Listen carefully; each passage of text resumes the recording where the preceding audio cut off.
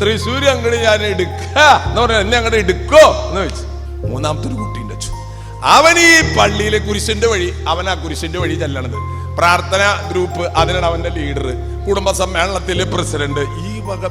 ഇവ മാത്രം രക്ഷപ്പെട്ടിട്ടില്ല അച്ചു.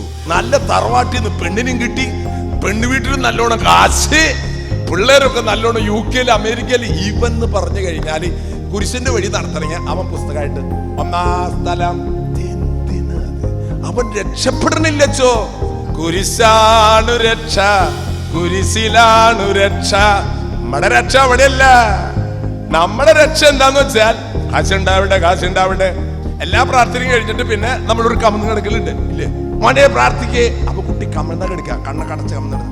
അപ്പച്ചനെ കാശുണ്ടാവണേ, അപ്പച്ചന് കാശുണ്ടാവണേ.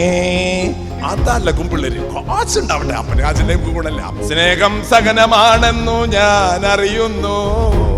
ചിലപ്പോ അച്ചോ അംബാനിയുടെ മോളായിട്ടൊന്ന് ജനിച്ചാ മതിയായിരുന്നു, പോയില്ലേ? വലിയ വീടൊക്കെ കാണുമ്പോ ഈ വീട്ടിലത്തെ ഒരു കുട്ടിയായി ജനിച്ചിരുന്നെങ്കിൽ ഈ ലോനപ്പന്റെ മോനായിട്ട് തന്നെ ജനിച്ചു. ജീവിതത്തിൽ ദൈവം നമുക്ക് നൽകുന്നതെല്ലാം നമ്മുടെ നന്മയാണ്.